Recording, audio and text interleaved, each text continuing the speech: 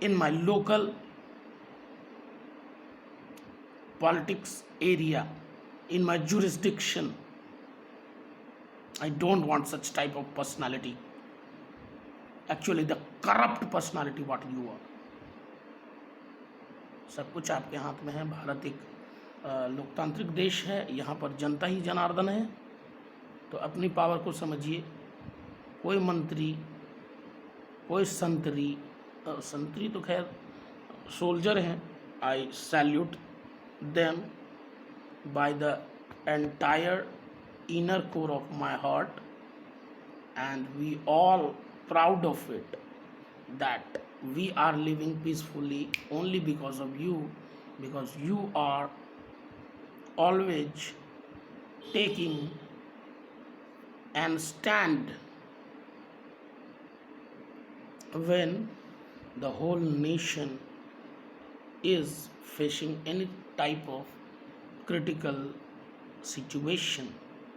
I love you all, I respect you all, and I proud that I am an Indian, but I am not feeling any kind of proud that I am related with such type of uh, legislative assembly or legislature where the corrupt leaders are at the high position and guiding us. They are actually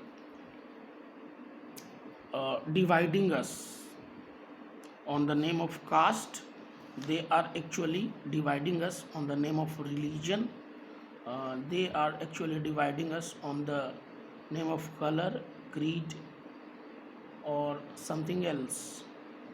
We should try to develop our religion. We should try to develop our society. We should try to develop our humanity, etiquette,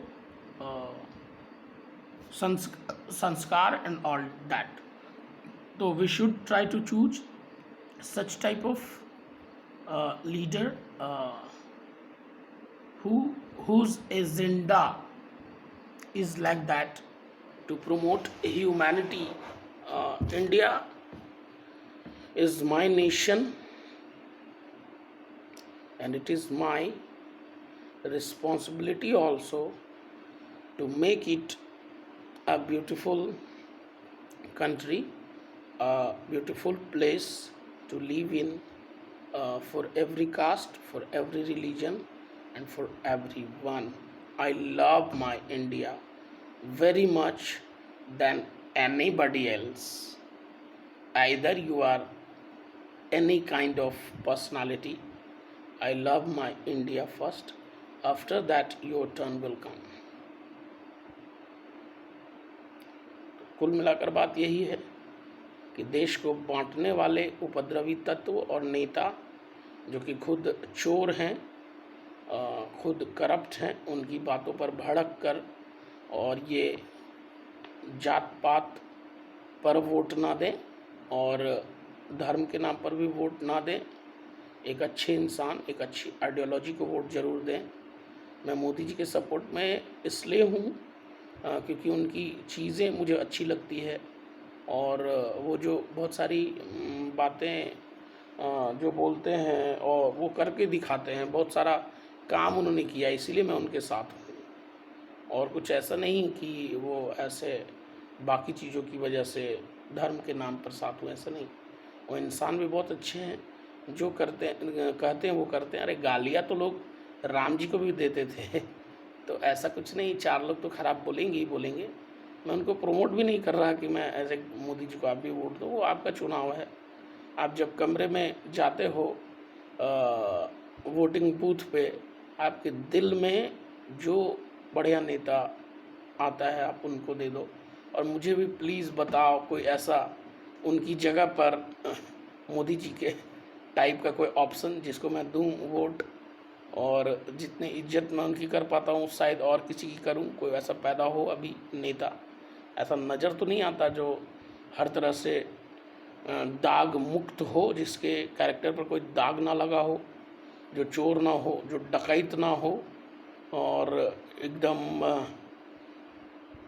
साफ चरित्र का हो। कांग्रेस को तो 60 साल देख लिया हमने, और उनकी ही वकालत तो मेरे से नहीं हो पाएगी कभी, क्योंकि मैंने पर्सनली बहुत झेला है अनएम्प्लॉयमेंट को, मैंने बहुत झेला है दुख को, दर्द को। जब मुझे सरकार की और सिस्टम की, एडमिनिस्ट्रेशन की सबसे ज़्यादा ज़रूरत थी, तब वो नज़र ही नहीं आए कहीं, और पता ही नहीं चला कि कोई प्रधानमंत्री भी है हमारे देश का, कुछ ऐसा सिस्टम भी है हमारे देश में, कोई ऐसे पूछने वाला भी है कि मर गए कि जी गए।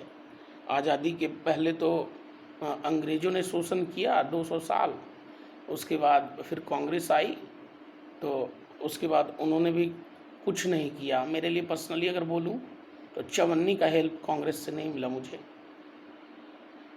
मैं ऐसे पब्लिक प्लेटफॉर्म पर उनकी बुराई नहीं कर रहा हूं, पर ये मैं उनको चैलेंज ज़रूर दे रहा हूं कि अगर कभी भविष्य में आपकी सरकार आती है, तब कुछ आप ऐसा ज़रूर करें जिससे जब आगे आने वाले 5 वर्षों के बाद जब आपका कार्यकाल समाप्त हो और आप वोट मांगने आएँ, तो लोग आपको वोट दे पाएँ गर्व के साथ। ऐसा नहीं कि जब आपके कोई नेता विधायक लेवल पे हमारे गांव में और बाकी जगह आते हैं तो दिल में आता है कि पहले जूता भिगाए और 4 जूता मारे गाल पे, क्योंकि ये जब विधायक था तो मेरे गांव की सुध भी लेने नहीं आया।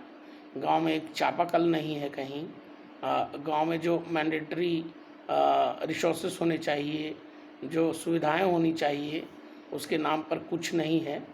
और ये केवल 5 साल के बाद आते हैं वोट मांगने, तुम मुझे वोट दो, मैं तुम्हें बिजली दूंगा, पानी दूंगा, सिंचाई की व्यवस्था दूंगा, अच्छे विद्यालय खुलवाऊंगा, स्वास्थ्य की व्यवस्था होगी। ये सब केवल पर्चों पे छपी हुई हेडिंग्स होती है, पूरा करना कुछ भी नहीं है। तो जो लोग हेडिंग्स पे जो चीज़ें लिख कर लाते हैं, पूरा करते हैं, मैं उनको वोट दूंगा। Either they are related with BJP, Congress और आम आदमी पार्टी और एनीथिंग एल्स, AIIM और कोई भी वो पार्टी है, भले ही वो ओवैसी जी की पार्टी हो, मैं उसको भी प्यार करूंगा, मैं उनको भी वोट दूंगा। पर वो पहले उस तरह से बने, तो ऐसे ही केवल चुनाव में, रैली में कुछ लोगों को भड़का कर और लड़ा कर गला कटवा दूंगा, ये कर दूंगा, वो कर दूंगा। ऐसे आज हिंदू मुस्लिम में इतना नफ़रत कैसे फैल गया। मेरी तो पर्सनली किसी मुस्लिम भाई से नफ़रत नहीं है, और कोई मुस्लिम भाई भी मेरे से पर्सनली कोई नफ़रत नहीं करते हैं। फिर ये नफ़रत का बीज बो कौन रहा है? जात के नाम पे लड़ा कौन रहा है? धर्म के नाम पे लड़ाई कौन करा रहा है? तो वैसे लोगों को पहचानने की ज़रूरत है, और जो हमें डिवाइड करते हैं। भारत की खूबसूरती यही है कि हिंदू, मुस्लिम, सिख, ईसाई सभी लोग यहाँ रहते हैं, सभी लोग अमन और चैन के साथ रहें। जो अमन चैन में बढ़ावा देता हो, चारों तरफ जो शांति बिखेरता हो, ऐसे नेता को चुने, और ऐसे नेता को ना चुने जो गले कटवा देता हो, जो खून बहाता हो, जो बाकी चीज़ें करता हो। ऐसे नेता को मत चुने। और हिंदू, मुस्लिम, सिख, ईसाई कोई अल्लाह के नाम पे लड़ रहे हैं, कोई ईसा मसीह के नाम पे लड़ रहे हैं, कोई राम और महादेव के नाम पे लड़ रहे हैं, कोई किसी चीज़ के नाम पे लड़ रहे हैं। अगर धर्म के नाम पर लड़ना इतना ही ज़रूरी होता तो वो अल्लाह, राम, भगवान, ईसा मसीह, भगवान महावीर, भगवान बुद्ध, वो तो एकदम आपस में लड़ ही रहे होते, रोज़ तो एक दूसरे पे बम ही फेंक रहे होते। उन्हें कोई मतलब नहीं है इन लड़ाइयों से, और वो खुद बहुत ज़्यादा दुखी हैं हम सब के द्वारा किए गए कुकृत्यों से। इस बात को समझें, और लड़ना एकदम ज़रूरी नहीं है। यह हमारा धर्म भी नहीं सिखाता, और ये आपका धर्म भी नहीं सिखाता। तो आप फॉलो किसको कर रहे हैं? ऐसे मौलवियों को क्यों फॉलो कर रहे हैं जो आपको अच्छी बातें नहीं सिखा रहे, जो आपको इंसानियत का पाठ नहीं पढ़ा रहे, और किस धर्म को किस लेवल पर ले जा रहे हैं आप, बम बांध के, ताज होटल पे हमला करके और बाकी चीज़ें करके। मैं ये नहीं कहता कि सारे हिंदू बहुत अच्छे हैं या सारे मुस्लिम बहुत अच्छे हैं, सारे जैन बहुत अच्छे हैं, सारे पारसी बहुत अच्छे हैं, सारे क्रिश्चियन बहुत अच्छे हैं। दोगले लोग हर धर्म में हैं, हर जाति में हैं और हर ये में हैं।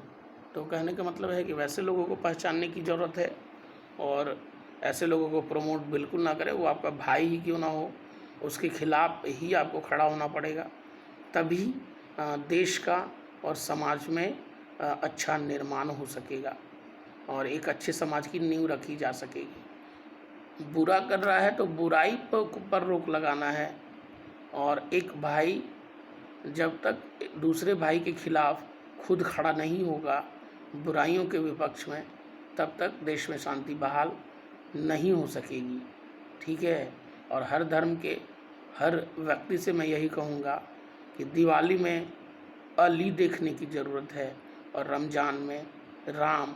आप अपने धर्म को बचाएं, आप अपने धर्म की रक्षा करें, वो आपका परम कर्तव्य भी है, दायित्व भी है, रिस्पॉन्सिबिलिटी है। मैं अपने धर्म की रक्षा करता हूँ, ये मेरा दायित्व है, ये मेरा परम कर्तव्य है, ये मेरे खून में है कि मैं अपने धर्म का प्रचार प्रसार करूं। वो आपके खून में होना चाहिए कि वो आप अपने धर्म का प्रचार प्रसार करें। और कुल मिलाकर बात ये है कि कहना क्या है, शांति बहाल करना है। एक दूसरे धर्म को नीचा दिखा करके तेरा धर्म बहुत कचड़ा है, तुम ऐसे हो, तुम वैसे हो, और मेरा धर्म बहुत बढ़िया है, या आप मेरे धर्म को गालियाँ दें, मैं आपके धर्म को गाली दूं, तब नहीं मैं अपने धर्म का अच्छे तरीके से पालन कर पा रहा हूँ, ना आप अपने धर्म का कर रहे हैं। क्योंकि कोई भी धर्म की कोई भी स्पिरिचुअल बुक्स जो है, डिवोशनल बुक्स जो है, वो कभी भी दूसरे धर्म को गाली देना नहीं सिखाता।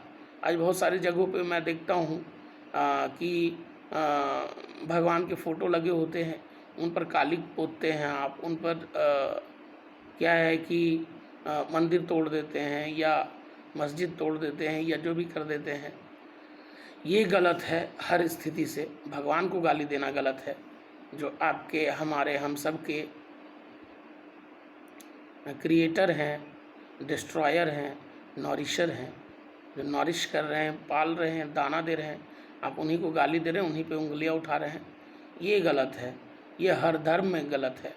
और अगर आपको लगता है कि मेरी बात मैं गलत बोल रहा हूँ, तो मैं हर बात चैलेंज करके बोलता हूँ, आपके सभी पोंगा पंडित को भी और मौलवियों को और परम विद्वान लोगों को, और वो जो कन्हैया कुमार है जो JNU और कहाँ से पढ़ के अपने आप को विद्वान समझता है, मैं उसको भी पब्लिक डिबेट के लिए आमंत्रण देता हूँ हर न्यूज़ चैनल पे, कि बस एक बार मुझे भी मौका मिले अपनी बात रखने का। क्योंकि टीवी पर जब मैं इस तरह का डिबेट देखता हूँ, फालतू का कोई भी कुछ भी कहीं से बोल रहा है, तो अंदर ही अंदर जल रहा होता हूँ।